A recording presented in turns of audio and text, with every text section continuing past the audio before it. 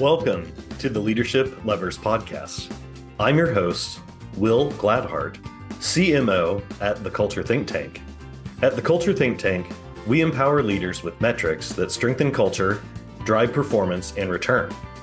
We're here today to learn about the actions leaders have taken to address organizational change. Our guest today is Joel Polanin, CEO of Alakai Leadership Group. Thanks for taking the time to join us. Thanks so much, William. Appreciate it. Thank you for having me. Awesome. Well, I thought we'd start by having you share with our audience a bit about yourself, your background, and also your organization. Absolutely. Glad to do that. So I served 30 years in the U.S. Navy from 1990 to 2020. My profession was explosive ordnance disposal. This is the bomb squad.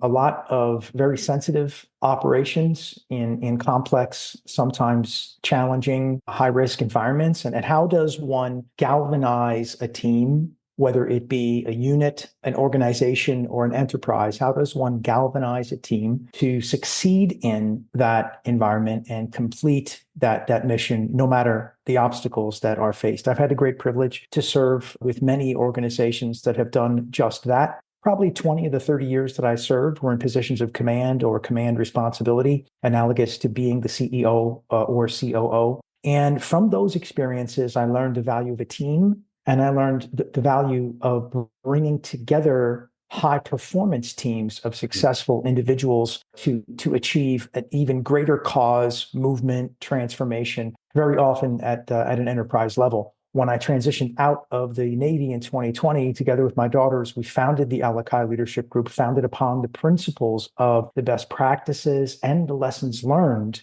that I brought forward from those leadership experiences in the military. And now, William, these lessons are not unique to the defense sector or to the military. I believe they are lessons for life and core values that apply well both in our personal and professional pursuits. And so we brought that forward into Alakai, where we provide three distinct yet unified lines of effort. The first one is customized consulting, where we work with senior leaders, presidents, partners, founders of organizations, and build a customized plan for them based upon these best practices. How can we accelerate their vision and their strategic implementation for their organization? The second line of effort is fractional C-suite support.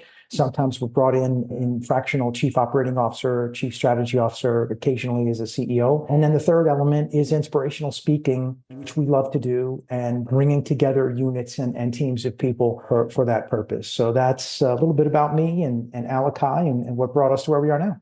Awesome. Thanks so much for sharing that, Joe. When I was looking through your LinkedIn and other pieces of information about you and your business, it's what caught my attention was that partnering that strategic, tactical, operational, either high value, high pressure situations and turning that into results.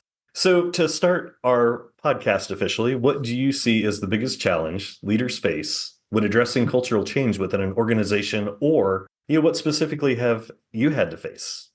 I often have seen, and I believe this is true today, the lack of, and this is what I perceive as the biggest challenge, the lack of the interrelationship and the interdependence between the pillars of the organization's vision, their plan or their strategy to achieve that vision, and the extent to which they inspire people. So it could be a technological transformation, which we hear a lot of discussion about today.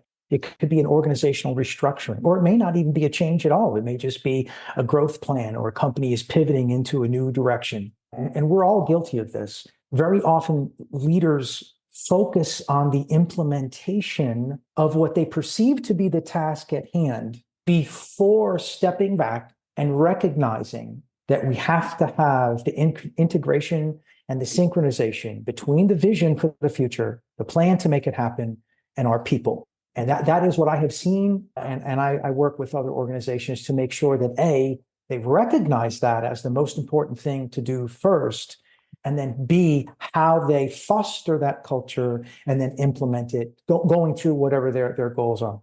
Yeah, I think that's a great challenge you've identified. We frequently hear from the needs of staff that set clear goals and expectations, set clear priorities for us at the organization, tell us how the organization is doing from those leaders. So I think you very much nailed that, the connectivity that needs to happen between those pieces, because yes, sometimes as leaders get super focused on the tactical, the implementation, and forget to bring everyone else along on the bus with them. So now that you've kind of shared a little bit more about that, how do you think leaders can address those challenges they are facing, or what's something you found successful? Well, there's an axiom that I have followed that has always worked for me, and I'll share it with the team today. And that's what I call the L3 principle: listen, learn, and lead. Number one, it isn't possible to learn something new when you're speaking. That's Rocky Balboa. You have to listen first. You have to truly listen and understand and appreciate, and listen solely with the purpose of understanding the current environment and other people's points of view. Mm-hmm. Very often as leaders, we're decisional in nature, we're strategic in nature. We make things happen. We want to make things happen faster, better, more efficiently, more effectively. And we're thinking about the response that we're going to make rather than focusing on listening solely to understand the situation at hand and other people's perspective, and using that to help build a better solution for the challenges that we spoke about earlier. So listening has to come first. Number two, learning. I truly believe, and I have witnessed and I have participated many times over the years, that lessons that are learned are never truly learned unless they drive us to change our behavior. So we can observe something.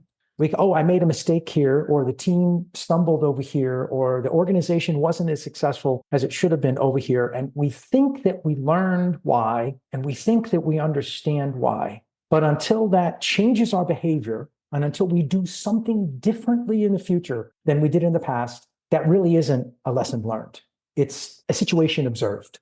So listen, number one, learn, number two, and then lead. So now, with the foundation of what we have learned from others, with the behaviors that we have changed, and with the ardent, focused approach on listening solely to understand the situation and others' perspectives, now we can lead. Now we can say, okay, I have this new information. I have these changed behaviors, these new processes for the team. Now we can focus on how we are going to implement the vision and how we are going to inspire people together.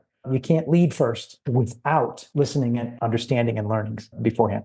Yeah, no, I think that's a great point you make for leaders is listen, learn, lead. Very simple to be able to step into, but I love that you identified also there's a very specific order in those steps, because again, I think a lot of leaders, and I myself have been guilty in the past, of jumping into lead without thinking about what are all the other pieces? What do I need to continue doing? What do I need to stop doing? What might I need to start doing in terms of behavior to move the needle, to help others learn, understand the organizational objectives, and move that forward? Joe, you've shared some really fantastic ideas. Is there anything else you'd like to share with other leaders?